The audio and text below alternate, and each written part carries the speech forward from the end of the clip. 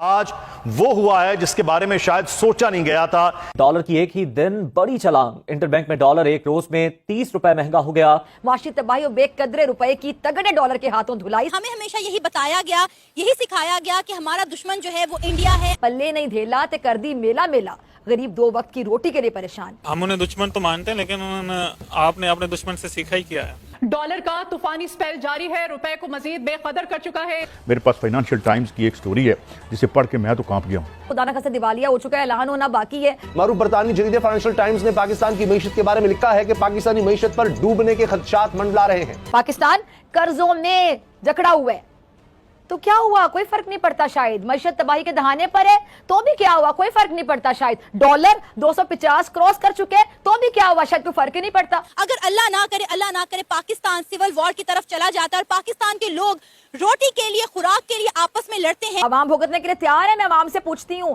آپ یہ سب بھگتنے کے لیے تیار ہے نا؟ یہ ڈالر اب کہاں جا کر رکے گا اور اس کی معیشت پر اثرات کیا ہوں گے؟ پاکستانیوں کو مبارک ہو، ڈالر راکٹ کی طرح اڑ رہا ہے۔ رائٹ ناؤ جو سچویشن سے دشمن کی ضرورت ہے ہی نہیں، انڈیا کو بلیم کرنے کی ضرورت ہے ہی نہیں۔ جے ہند دوستو، very warm welcome to Hindustan special channel. Bharat اور پاکستان کے بیچ پردے کے پیچھے بات چیت کی افواہوں پر پہلی بار آدھیکارک بیان آیا ہے۔ ہنا ربانی خان نے کہا ہے کہ اس سمے بھارت پاکستان کے بیچ پردے کے پیچھے کوئی بات چیت نہیں ہو رہی۔ دوسری طرف پاکستانی روپے کو کچرے کے برابر جاتے دیکھ پاکستانی میڈیا کی چیخیں نکل رہی ہیں۔ پاکستان میں اب ڈالر کے مقابلے پاکستانی روپیہ 270 سے بھی اوپر جا چکا ہے۔ کل پاکستان میں روپیہ ڈالر کے مقابلے اتہاس کے سب سے نیچلے سطر پر پہنچ گیا۔ پاکستانی میڈیا یہ چرچا کر رہا ہے کہ روپے میں اتنی بڑی گراوٹ پہلے کبھی نہیں دیکھی گئی۔ اسی بیچ پاکستان انترراشٹریہ مدرا کوش سے ایک طرح سے ان کے پیروں میں گر گیا ہے اور ان سے مدد کی گہار لگا رہا ہے۔ یہی پاکستان امریکہ کو گالیاں دیتا نہیں تھکتا تھا اور آج اسی کے پاؤں میں گر رہا ہے۔ چین سے لات پڑنے کے بعد اب پاکستان کا ایک ماتر سہارا IMF ہے۔ آج وہ ہوا ہے جس کے بارے میں شاید سوچا نہیں گیا تھا، لیکن آج پاکستانیوں کو مبارک ہو کہ وہ جو وعدے، جو دعوے تھے وہ ہوا ہوئے اور ڈالر راکٹ کی طرح اڑ رہا ہے۔ اور اس وقت جب میں گفتگو کر رہے ہیں تو مجھے جہاں تک خبر ملی ہے وہ ڈالر 255 ہے۔ شاید آپ کی اور میری گفتگو کے دوران جب 5 بجے تو مارکیٹ کلوز ہو تو شاید 260 بھی ہو جائے، اللہ کرے ایسا نہ ہو، لیکن 255 روپے ڈالر کی قیمت بڑھ چکی ہے۔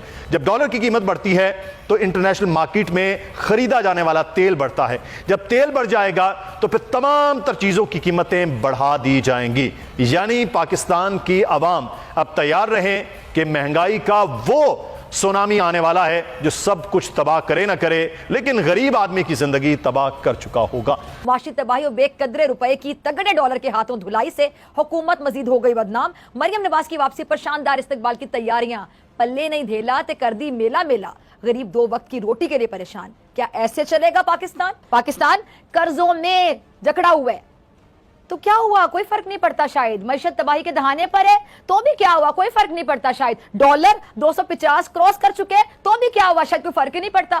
فیبرری کے مہینے سے شروع ہو جائے، فروری سے مہنگائی کا بڑا طوفان پاکستان سے ٹکرانے والے تو پھر کیا ہوا؟ کوئی بھی فرق نہیں پڑتا۔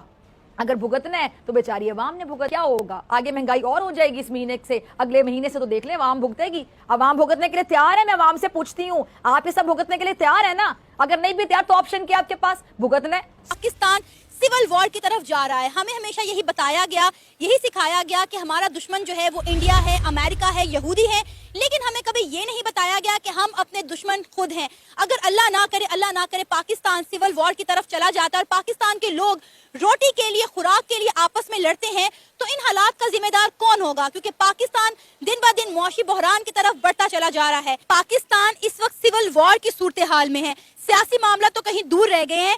ہمیں تو یہ بتایا گیا تھا کہ ہمارا دشمن انڈیا ہے، امریکہ ہے، یہودی ہیں، لیکن اب یہ ہمیں پتا چل رہا ہے کہ ہمارے جو لوگ ہیں وہ آپس میں ہی ایک دوسرے سے لڑ رہے ہیں روٹی کے لیے، خوراک کے لیے۔ دیکھیں، ملک کے اندر سٹیبلٹی کا ہونا بہت امپورٹنٹ ہے۔ دشمن کو مات دینے کے لیے آپ کا ایک پیج پہ ہونا، متحد ہونا بہت امپورٹنٹ ہے۔ آپ ہی ایک پیج پہ نہیں ہے، آپ میں اختلافات بہت زیادہ ہیں۔ آئے دن اپوزیشن کا حکومت کا اپوزیشن کو ملک ڈیفالٹ کرنے کا، اب عمران خان کو انہوں نے اریسٹ کرنے کا بتا دیا ہوا ہے، وہاں سے اسلام آباد کے اندر حالات ٹھیک نہیں ہے، وہاں پہ अब दस्तों गिरेबान सब हो जाए आपस में तो आप दुश्मन को कैसे मात देंगे?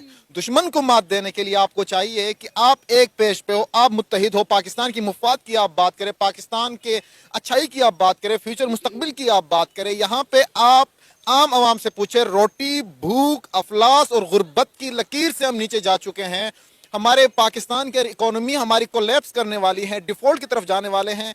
ऑलरेडी वो खाना जंगी शुरू हो चुकी है, इससे बड़े क्या हो सकता है? शेख रशीद साहब की बात हमेशा से एक तरफ से वो कोई ना कोई हमें इस तरह चुटकुला दे देते हैं जो सच हो जाता है। तो करंट सिचुएशंस में उनकी बात बिल्कुल दुरुस्त है, ये होने जा रहा है। हमारा इंडिया से मुकाबला हो ही नहीं सकता इस सिचुएशन के अंदर, क्योंकि हम अपने आप को नहीं संभाल सकते, इकोनॉमी को नहीं संभाल सकते हैं। मुल्क डिफॉल्ट की तरफ जा रहा है, कर्जों पे कर्जा चढ़ा जा रहा है, डॉलर रेट आसमान को छू रहा है। तो हम दुश्मन तो छोड़े, हम अपने अंदर इत्तेफाक पैदा करें, तो इससे बढ़कर क्या हो सकता है हमारे लिए? आपको पता है कि हम हर साल अपना बजट का बहुत बड़ा हिस्सा जो है अपने डिफेंस सेक्टर पर लगाते हैं। आपको नहीं लगता कि अब वक्त आ गया कि हमारे बॉर्डर पर सुकून हो और यही बजट जो है वो हम अपने मुल्क पर लगाएं ताकि हम लोगों को यहाँ पर भूख से बचा सकें, अफलास से बचा सकें? आप देखें, लोग रोटी के लिए तरस रहे हैं, आटा नहीं मिल रहा लोगों को, मेडिसिन का जो है वो शॉर्टेज हो रहा है। और अब हमारे स्टेट बैंक ऑफ पाकिस्तान ने भी कह दिया कि हमारे पास सिर्फ 2 दिन के रिजर्व बचे हैं।